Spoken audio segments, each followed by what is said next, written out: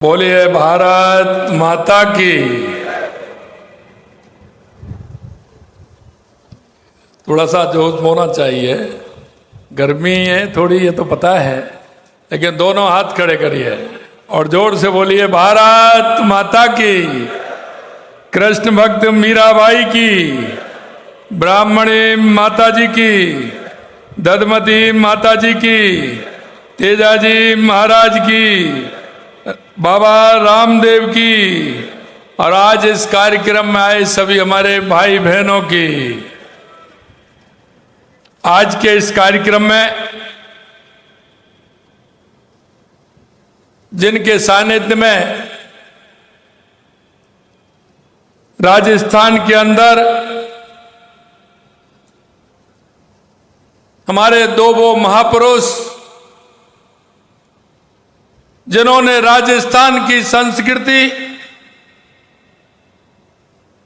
राजस्थान की शक्ति और भक्ति की धरती को एक दिशा देने का काम किया,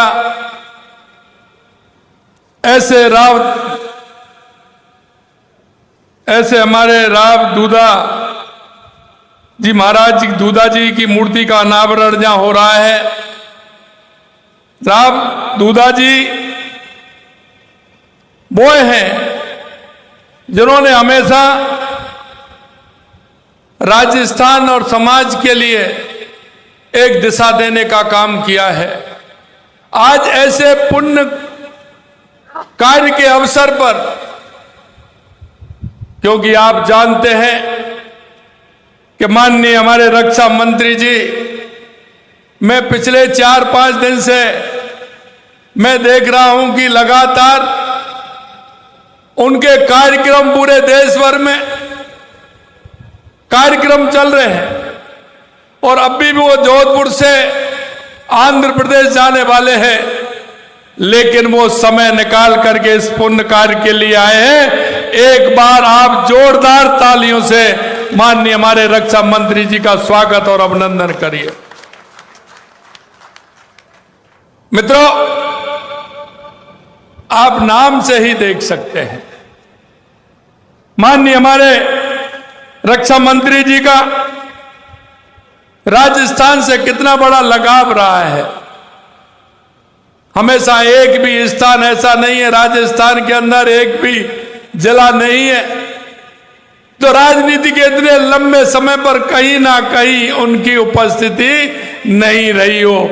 सभी जगह राजस्थान में वो अपना प्रवास करते हैं और आज इस मौके पर आए हैं। मैं उनका राजस्थान की 8 करोड़ जनता की तरफ से हार्दिक स्वागत और अभिनंदन आपका करता हूं।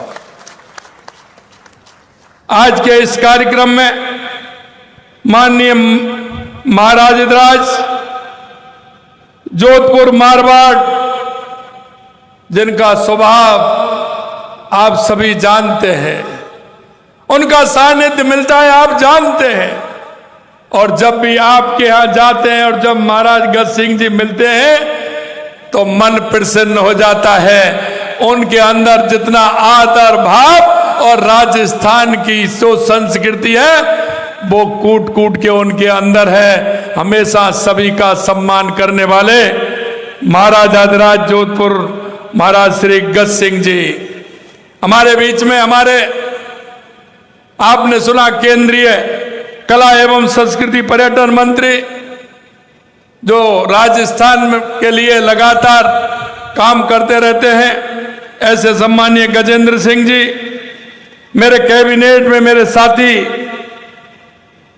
मंत्री भाई कन्हैयालाल चौधरी जी, आपकी अपनी हमारी नागौर की बेटी कैबिनेट में मेरी साथी बहन श्रीमती मंजू माघवार जी, हमारे पूर्व राज्यपाल सम्मानीय बीपी सिंह जी, माननीय अध्यक्ष राजस्थान धरोहर प्राधिकरण राजस्थान सरकार ओंकार सिंह जी लाखावत साहब, हमारे किसान आयोग के अध्यक्ष CR चौधरी साहब, हमारे मेड़ता के विधायक लक्ष्मण कलरू जी, हमारे पार्टी के वरिष्ठ नेता बाली के विधायक पूर्व मंत्री भाई पुष्पेंद्र सिंह जी राणावत साहब, हमारे पूर्व सांसद गोपाल सिंह जी हिड़वा साहब, पूर्व विधायक मान सिंह जी किंसरिया साहब, माननीय पूर्व विधायक डेगाना रिक्सपाल मिर्दा जी, हमारे सभी महामंत्री भाई श्रवण बगड़ी जी, हमारे जितेंद्र जोधा जी, माननीय समिति के उपाध्यक्ष अभय सिंह जी, महेश पाल सिंह जी,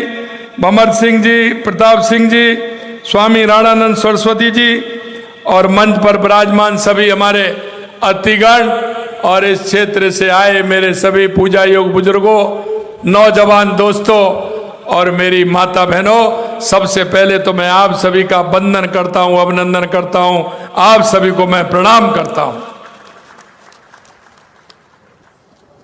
मेरे भाइयों, मैं पुनः सबसे पहले माननीय रक्षा मंत्री राजनाथ सिंह जी का राजस्थान की इस वीर भूमि पर स्वागत और अभिनंदन करता हूं, क्योंकि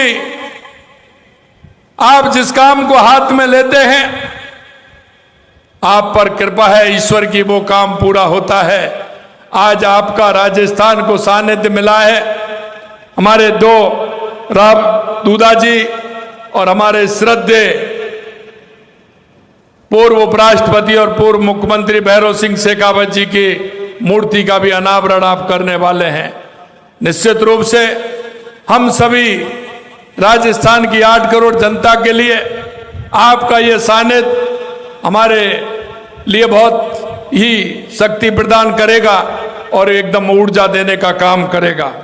हमारे लिए अत्यंत हर्ष का विषय है कि आज आप हमारे बीच पधारे हैं और मैं कहना चाहता हूं, देश के यशस्वी प्रधानमंत्री नरेंद्र मोदी जी के नेतृत्व में और आपके मार्गदर्शन में भारतीय सेनाओं का आधुनिकीकरण हुआ है और आत्मनिर्भर भारत के संकल्प के रक्षा क्षेत्र को नई गति मिल रही है। और वो नई गति वो मिल रही है कि देश के अंदर रक्षा के क्षेत्र में कभी कोई इक्विपमेंट नहीं बनता था, लेकिन आपके मार्गदर्शन में और प्रधानमंत्री जी के नेतृत्व में रक्षा के क्षेत्र में छोटे से लेकर के बड़े इक्विपमेंट तक हमारे देश में बन रहे हैं और दुनिया उसके लिए ललायत है कि आज हमको भी चाहिए। हम पहले इस तरह का सामान खरीदते थे, आज हम दूसरे देशों को देने का काम करते हैं। ये आपके मार्गदर्शन में हो रहा है और इसका सुपरिणाम हमने ऑपरेशन सिंदूर के दौरान देखा है, जब हमारी सेना ने पाकिस्तान को परास्त करके सबको सबक सिखाने का काम किया है। आज मैं मारवाड़ की इस वीर धरा पर आपका पुनः अभिनंदन करता हूं। इस अवसर पर वीर शिरोमणि मेड़ता के संस्थापक श्री राव दूधा जी को नमन करता हूं। राव दूधा जी ने मेड़ता को बसाकर वीरता, स्वाभिमान और संस्कृति की ऐसी परंपरा स्थापित की जिसने पूरे राजस्थान को गौरवान्वित किया है। उन्होंने अपने अद्वितीय रण कौशल, दूरदर्शिता और पराक्रम से अनेक युद्धों में विजय प्राप्त कर मेड़ता की प्रतिष्ठा को ऊंचाइयों तक पहुंचाया। राव दूधा जी ने सारंग खान के विरुद्ध युद्ध हो, चाहे मल्लू खान के अत्याचारों का प्रतिकार हो अथवा मेड़ता की अस्मिता की रक्षा का संघर्ष के समय यह सिद्ध कर दिया कि अपनी अस्मिता और अपनी मातृभूमि की रक्षा के लिए राजस्थान की वीर किसी भी बलिदान से पीछे नहीं हटते हैं। आपने देखा है यह शक्ति और भक्ति की धरती कहलाती है, ये ऐसे ही नहीं कहलाती। इसमें हमारे पूर्वजों ने, ऐसे महानायकों ने हमारे राष्ट्र के लिए समर्पित होकर के काम किया है, सबको साथ लेकर के वो चले हैं। यह गौरव की बात है कि वीर शिरोमणि श्री राव दूधा जी के वंश में ही मीरा बाई जैसी कृष्ण भक्त हुई है। मीरा बाई को हमारी सनातन परंपरा में भक्त शिरोमणि कहा जाता है। उनके भजनों की मिठास अमृत के समान है, जो आज भी जन जन के हृदय को बहाव कर देती है। मीरा की वाणी कालजयी है, सदियों बाद भी उनके वाणी भक्ति और मानवता का संदेश दे रही है। साथियों, राजस्थान की इस धरा के कड़कड़ में वीरता, स्वाभिमान, त्याग और भक्ति की ऐसी अनेक अमर कथाएं हैं, परंपरा हैं, जिन्होंने राजस्थान की धरतियों को सदियों से गौरवशाली बनाया है। लोक देवताओं, वीर योद्धाओं, संतों की हमारी गौरवशाली परंपरा को नई पीढ़ी तक पहुंचाने के लिए हम प्रदेश भर में उनके पैनोरमा बनवा रहे हैं। हमारे पैनोरमा, चाहे भक्त शिरोमणि कर्माबाई पैनोरमा डीडवाना हो, चाहे जसनाथ जी पैनोरमा बीकानेर हो, श्री खेमा बाबा पैनोरमा बालोत्रा हो, महावीर जी श्री महावीर जी पैनोरमा करौली हो, विद्यासागर जी महाराज पैनोरमा अजमेर हो, भामाशाह पैनोरमा चित्तौड़गढ़ हो, भावचंद्र सेन पैनोरमा जोधपुर का निर्माण हम करवा रहे हैं। ऐसे बहुत सारे पैनोरमा हैं जो जिन्होंने राजस्थान संस्कृति को दिशा देने का काम किया है, राजस्थान को दिशा देने का काम किया है। ऐसे हम महापुरुषों के पैनोरमा बनवा करके आने वाली पीढ़ी को हम बताना चाहते हैं कि हमारे पूर्वज कैसे थे, उन्होंने किसी भी कीमत पर हार नहीं मानी और राजस्थान और राष्ट्र को एक रास्ता दिखाने का काम हमारे वीरों ने किया है। मित्रों, इस तरह के पैनोरमा सभी प्रमुख स्थानों पर हम बना रहे हैं। बांदीकुई में संत दुर्लभनाथ जी का पैनोरमा, सिवाना में वीर दुर्गादास जी का पैनोरमा, सलूमर में हाड़ी रानी का पैनोरमा, अजमेर में महर्षि दयानंद सरस्वती का पैनोरमा, वीर तेजा जी का पैनोरमा, खरनाल में नागौर में भी विकास के कार्य करवाए जा रहे हैं। आज यहाँ बड़ी संख्या में हमारे किसान भाई बहन उपस्थित हैं। मेरे भाइयों बहनों, मैं कहना चाहता हूँ कि देश के यशस्वी प्रधानमंत्री नरेंद्र मोदी जी के नेतृत्व में और माननीय रक्षा मंत्री जी के मार्गदर्शन में हमारा देश आगे बढ़ रहा है। हमने राजस्थान के अंदर 2.25 साल पहले जब सरकार आई थी तो राजस्थान का एक नक्शा हमने बनाया था कि हमारे राजस्थान में क्या क्या आवश्यकता है, हमारे राजस्थान का विकास कैसे हो सकता है। आप सब देख रहे हैं, सबसे पहले हमने पानी के लिए काम किया। आज राजस्थान के हर जिले के लिए हम काम कर रहे हैं। हमें उसमें नागौर भी जोड़ा है कि नागौर के लिए पानी हमारा ब्राह्मणी का भी मिले, नागौर का पानी हमारा इंदिरा गांधी नहर गंग नहर का मिले, उसके लिए भी हमने पैसा मंजूर किया है।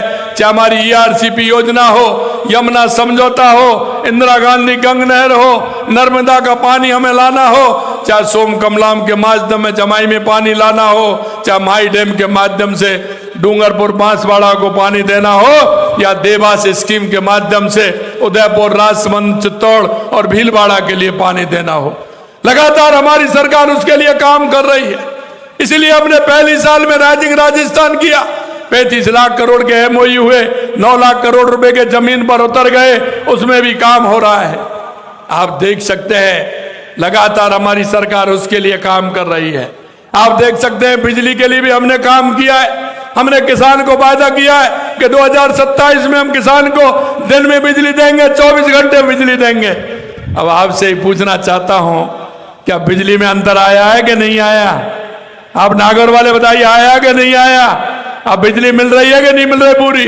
मैं आपसे यही कहना चाहता हूं, ये तो 26 है और वादा हमने 27 के लिए किया था, लेकिन हमारे जो मार्गदर्शक है देश के यशस्वी प्रधानमंत्री नरेंद्र मोदी जी के नेतृत्व में, क्योंकि हम जो कहती है हमारी सरकार वो करती है और वो हो रहा है।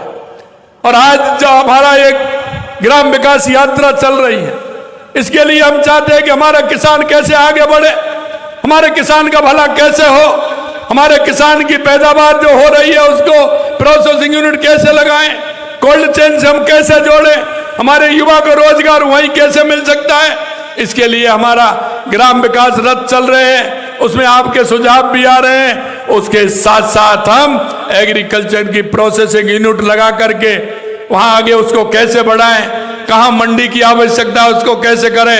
23, 24, 25 को ग्लोबल राजस्थान एग्रीटेक मीट हो रहा है। मैं आपसे कहना चाहता हूं मेरे भाइयों बहनों, हमें उसमें भी आगे बढ़ना है और आगे बढ़ते हुए हमारे राजस्थान को आगे बढ़ाना है।